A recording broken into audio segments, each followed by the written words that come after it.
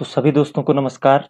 आज के इस वीडियो में मैं भारतीय इतिहास के अंतर्गत दिल्ली सल्तनत में सैयद वंश की चर्चा करूंगा। आशा करता हूं कि आप लोग जरूर ध्यान से इस वंश के बारे में जानकारी प्राप्त करेंगे और वीडियो को अंत तक देखेंगे। तो दोस्तों, जैसे कि पिछले वीडियो में हमने तुगलक वंश के बारे में बात करी थी और देखा था कि तुगलक वंश किस प्रकार से 1320 ईस्वी से 1414 ईस्वी तक उन्होंने दिल्ली सल्तनत के अंतर्गत शासन किया था। ठीक है। अब यहाँ पर सैयद वंश का उदय कैसे होता है, इसके बारे में थोड़ा सी जानकारी आपको देना चाहूंगा। हमने पिछले वीडियो में ये बात भी कही थी कि जो तुगलक वंश का जो अंतिम शासक था, नसीरुद्दीन महमूद तुगलक, ठीक है ना, उसके शासन काल में तैमूरलंग ने भारत पर आक्रमण किया था। ठीक है। तो जब तैमूरलंग ने भारत पर आक्रमण किया तो नसीरुद्दीन महमूद तुगलक जो था वो दिल्ली की गद्दी को छोड़ करके गुजरात में शरण लेने के लिए चला गया था। ठीक है। और उसके बाद तैमूरलंग ने यहाँ पर बहुत सारा धन संपदा लूटी और जब वो वापस गया यहाँ से तो उसने अपने कुछ दासों को, या ये कह सकते हैं कि कुछ अमीरों को उसने यहाँ की राजगद्दी सौंप दी। ठीक है। तो उनमें से एक था खिज्र खां। खिज्र खां को उसने क्या करा, जो ये आधुनिक पाकिस्तान में आज की डेट में मुल्तान, पेशावर और मानिकपुर, सॉरी मानिकपुर नहीं, दीपालपुर, इनकी सत्ता खिज्र खां को सौंप दी। अब क्या हुआ कि जो यहाँ पर तुगलक वंश चल रहा था, तुगलक वंश जो चल रहा था तो उसमें नसीरुद्दीन महमूद शाह का जो वजीर था, ठीक है ना, उसने क्या किया, उसने नसीरुद्दीन शाह को मतलब दिल्ली की गद्दी पर वापस लाया और बैठाया कि अब तैमूर चला गया है। और साथ ही साथ उसने, मुल्ला इकबाल था उसका नाम, मल्लू इकबाल, मल्लू इकबाल ने साथ ही साथ ये आपका लाहौर वाले जो क्षेत्र में जहां पर खिज्र खां राज कर रहा था वहां पर आक्रमण किया। तो मल्लू खान को खिज्र खां ने मार दिया। उसके बाद नसीरुद्दीन शाह और डर गया। उसने क्या किया कि एक अफगान सरदार था, दौलत खान लोधी, दौलत खान लोधी को उसने दिल्ली पर सत्ता जमाने के लिए कहा। ठीक है। और इसी दौरान 1412 ईस्वी में उसकी क्या हो गई, नसीरुद्दीन शाह अहमद की, सॉरी नसीरुद्दीन शाह तुगलक की क्या हो जाती है, मृत्यु हो जाती है। ठीक है। खिजर खान 1412 ईस्वी में क्या करता है, दिल्ली की गद्दी को हथियाने के लिए आक्रमण करता है दिल्ली पर और दौलत खान लोधी से उसका युद्ध होता है जिसमें दौलत खान लोधी की पराजय होती है। और इस प्रकार से खिज्र खां सैयद वंश की स्थापना कर पाता है दिल्ली सल्तनत में। ठीक है। तो एक नए वंश की स्थापना हुई। तो आइए देखते हैं कि सैयद वंश, जिसका कार्यकाल यहाँ पर 1414 ईस्वी से 1451 ईस्वी तक रहा और काफी कुछ इस वंश के अंतर्गत भी हुए। तो जो जो चीजें यहाँ पर इंपॉर्टेंट होंगी उन चीजों पर डिस्कस किया जाएगा। तो आइए देखते हैं सैयद वंश। सबसे पहले बात करते हैं सैयद वंश खिज्र खां। जैसे कि आप लोगों को पता ही है कि ये तैमूर लंग के साथ भारत आया था और उसको तैमूर लंग ने यहाँ पर मुल्तान, पेशावर और दीपालपुर का क्या बना दिया था, जागीरदार बना दिया था। तो इस प्रकार से ये दिल्ली की गद्दी पर बैठा, इसकी चर्चा मैं कर चुका हूं।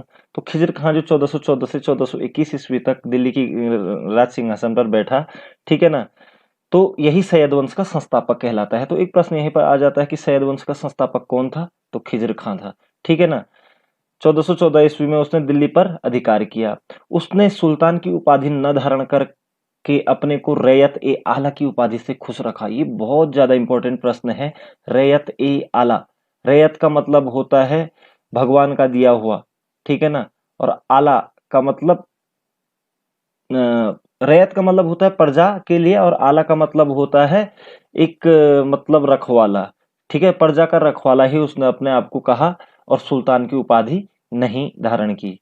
माफी चाहूंगा, आप रैयत आला का अर्थ समझ लीजिएगा। रैयत का मतलब होता है प्रजा और आला का मतलब होता है रखवाला। ठीक है ना। तो प्रजा का रखवाला उसने अपने आप को कहा, ना कि उसने सुल्तान अपने आप को कभी नहीं कहा। तो रैयत आला की नाम से किस शासक को उपाधि दी गई है, तो आप कहेंगे खिज्र खां को दी गई है।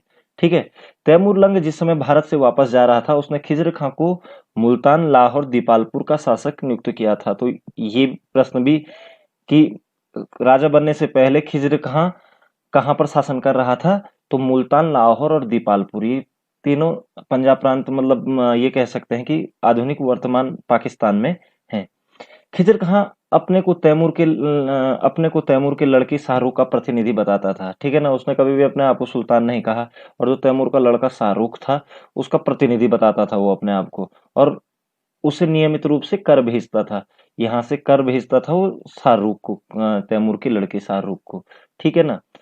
सल्तनत काल की शासन करने वाला सैयद वंश एकमात्र शिया समुदाय का वंश था। अब यहाँ पर ये प्रश्न भी उठ जाता है कि मुसलमानों की दो ब्रांचें होती है, एक शिया और एक दूसरी सुन्नी, ठीक है ना? तो जितने भी अभी तक आए वो सुन्नी थे, और अब ये जो एकमात्र जो वंश रहा सैयद वंश, ये शिया समुदाय का वंश है। तो दिल्ली सल्तनत में शिया समुदाय वंश का शासक या वंश कौन सा था? तो आप बोलोगे सैयद वंश, ठीक है ना? तुगलक शासकों के सिक्के उसने अपने समय काल में प्रचारित रहे। जो खिज़र खां था उसने कोई नए सिक्के नहीं खुदवाए बनवाए, उसने तुगलक शासकों के ही सिक्के दिल्ली सल्तनत में चलाए, ठीक है? ये बहुत ही न्यायप्रिय राजा रहा खिज़र खां, ठीक है? ये कहा जाता है कि फरिश्ता ने खिज़र खां को एक न्यायप्रिय एवं उदार शासक बताया है। न्यायप्रिय और उदार शासक फरिश्ता ने बताया है किसे? खिज़र खां। और उसकी मृत्यु पर युवा, वृद्ध, दास और स्वतंत्र सभी ने काले वस्त्र पहनकर दुख प्रकट किया था, ठीक है? जब खिज़र खां की मृत्यु हुई थी 1421 ईस्वी में, तो कहते हैं कि उस समय के युवा, वृद्ध, जो दास थे और जो स्वतंत्र थे, सभी ने काले वस्त्र पहन करके दुख प्रकट किया था। तो हम ये कह सकते हैं कि खिज़र खां कितना लोकप्रिय और लोकप्रिय रहा होगा अपने टाइम पे, ठीक है ना? तो इसीलिए काले कपड़े पहन करके लोगों ने क्या किया था? सभी ने दुख प्रकट किया था। तो इस प्रकार खिज़र खां को हमने देखा, इसमें मुख्य बात जो थी कि रैयत आला के नाम से किसे जाना जाता है, ठीक है? और सुल्तान बनने से पहले वो कहाँ का शासक था, और खिज़र खां ही संस्थापक है किसका? सैयद वंश का, ठीक है? तो ये 2-3 चीज़ें इसमें इम्पोर्टेंट है। अब अगला देखते हैं मुबारक शाह। 1421 ईस्वी में जब खिज़र खां की मृत्यु हो जाती है, तो उसका पुत्र मुबारक शाह को क्या बनाया जाता है? राजा बनाया जाता है, ठीक है ना? और इसका जो शासनकाल चलेगा 1421 ईस्वी से 1434 ईस्वी तक।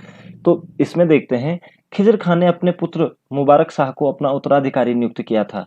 1421 में उसने शासन प्रारंभ किया था, ठीक है ना? मुबारक शाह ने कब प्रारंभ किया शासन? 1421 ईस्वी में। उसने शाह की उपाधि धारण की थी। अब शाह की उपाधि आप बोलोगे ये शाह क्या है? तो शाह मैं आपको बता दूं, एक ईरानी परंपरा थी ये।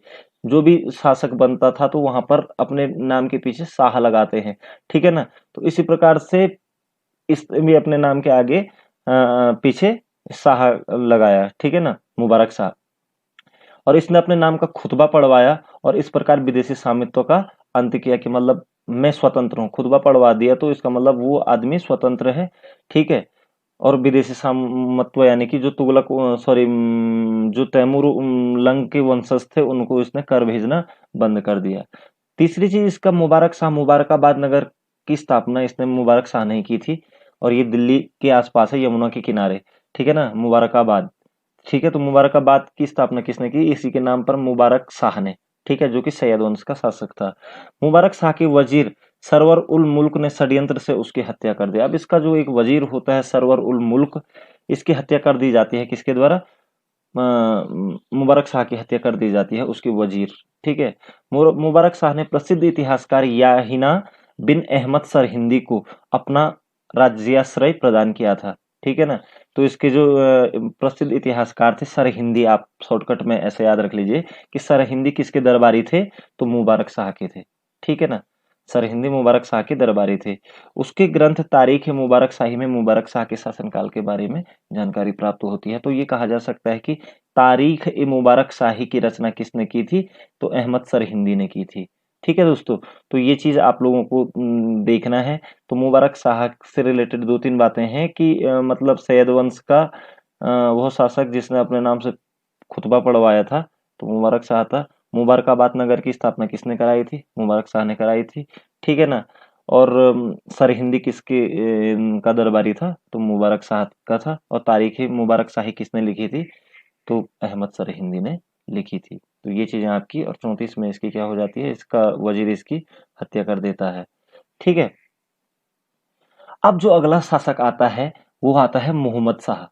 पहले मुबारक शाह, उसके बाद मोहम्मद शाह। ठीक है, मुबारक शाह की बाद दिल्ली की गद्दी पर उसका भतीजा मोहम्मद बिन फरीद खां, उसका भतीजा था एक, मोहम्मद बिन फरीद खां उसका मूल नाम था, और वह मोहम्मद शाह के नाम से राजगद्दी पर बैठा। ठीक है ना। उसके शासनकाल के 6 महीने उसके वजीर सरवर उल मुल्क, जिसने कि मुबारक शाह की क्या कर दी थी, हत्या कर दी थी, के आधिपत्य में बीते। परंतु 6 महीने बाद सुल्तान के नायब सेनापति कमाल उल मुल्क के सहयोग से वजीर का वध करवा दिया गया। तो कमाल उल मुल्क जो था वो मोहम्मद शाह का नायब सेनापति था, उसने उस वजीर का वध कर दिया। ठीक है ना। वजीर के प्रभाव से मुक्त होने के बाद मालवा के शासक महमूद के द्वारा दिल्ली पर आक्रमण कर दिया गया। मोहम्मद शाह मुल्तान के सूबेदार बहलूल की सहायता से महमूद को वापस करने में सफल रहा। ठीक है ना। तो मालवा के शासक जो महमूद उस समय थे, उन्होंने दिल्ली पर आक्रमण किया मोहम्मद शाह, और मोहम्मद शाह ने मुल्तान के सूबेदार, उस समय मुल्तान के सूबेदार थे बहलुल लोदी, जो कि अभी आगे लोदी वंश की स्थापना करेंगे। तो बहलुल लोदी की सहायता से महमूद को वापस खदेड़ दिया, युद्ध हुआ होगा और उसमें वापस खदेड़ दिया। ठीक है। तो जो ये मोहम्मद शाह थे, इन्होंने बहलुल लोदी को खान एक खाना की उपाधि भी दी, कि यानी कि खान एक खाना, खानों के खान। ठीक है, खान एक खाना की उपाधि दी, और साथ ही उसे अपना पुत्र कहकर भी पुकारा मोहम्मद शाह को, कि तू मेरा पुत्र जैसा है। ठीक है। और 1445 ईस्वी में इसकी क्या हो गई थी, मृत्यु हो गई थी। ठीक है।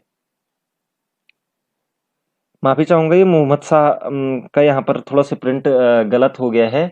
ये आपका यहाँ पर 1434 से 1445 है। ये माफी चाहूंगा, ये थोड़ा सा यहाँ पर गलत मिस्टेक हो गया है। तो मोहम्मद शाह का जो टाइम ड्यूरेशन रहा, वो पहले मुबारक शाह आपने देखा, उससे पहले आपने खिजर खां देखा। खिजर खां 1414 से 1421 तक थे। उसके बाद मुबारक शाह 1421 से 1434 तक थे। अब ये मोहम्मद शाह है 1434 से 1445 ईस्वी तक। अब अगला जो आए, अलाउद्दीन आलम शाह। अलाउद्दीन आलम शाह, मोहम्मद शाह की मृत्यु जब 1445 में हुई, ठीक है ना, मृत्यु के बाद उसका पुत्र, अब इसका पुत्र था अलाउद्दीन आलम शाह, के नाम से गद्दी पर बैठा। ठीक है। वह आराम पसंद एवं बिलासी प्रवृत्ति का था। ठीक है, बहुत ही बिलासी टाइप का राजा हुआ। उसने अपने वजीर हमीद खां से अनबन होने के कारण उसे दिल्ली छोड़कर बदायूं में शरण लेनी पड़ी। अब इसकी भी अपने वजीर के साथ प्रॉब्लम थी। ठीक है, हमीद खां, और हमीद खां से ये डरता था, इसलिए इसने कहा दिल्ली छोड़कर बदायूं में शरण ले ली। हमीद खां ने बहलुल लोदी को दिल्ली आमंत्रित कर दिया। अब बहलुल लोदी जो कि इससे पहले जो राजा थे मोहम्मद शाह, उन्होंने उसको खाने खाना की उपाधि दी थी। उसकी मृत्यु के बाद हमीद खां ही बहलुल लोदी को आमंत्रित करता है दिल्ली पर राज करने के लिए। बहलुल लोदी ने दिल्ली आने के पश्चात सबसे पहले हमीद खां की हत्या कर दी। अब देखिए क्या हो गया, हमीद खां की ही हत्या कर दी, और 1450 ईस्वी में एक नए वंश की स्थापना करी, जो कि अब लोदी वंश के नाम से आगे आएगा। तो इस प्रकार से दोस्तों हम लोगों ने सैयद वंश को देखा। इसमें विभिन्न प्रकार के हमने राजा देखे। अलाउद्दीन आलम शाह इस वंश का अंतिम शासक था। आपने देखा कि खिज़्र खां सैयद वंश का प्रथम शासक, और अलाउद्दीन आलम शाह सैयद वंश का अंतिम शासक था। इस दौरान जितने भी प्रश्नों पे हमने चर्चा करी है, आप उन चीज़ों को विशेष ध्यान देंगे। एक बार पुनः वीडियो को देखने की कोशिश करें, ताकि ज़्यादा बेटर तरीके से समझ में आ सके। आप लोगों को वीडियो ज़रूर पसंद आई होगी, ऐसी आशा मुझे है। आपके उज्जवल भविष्य की कामना करते हुए, शुभ दिन।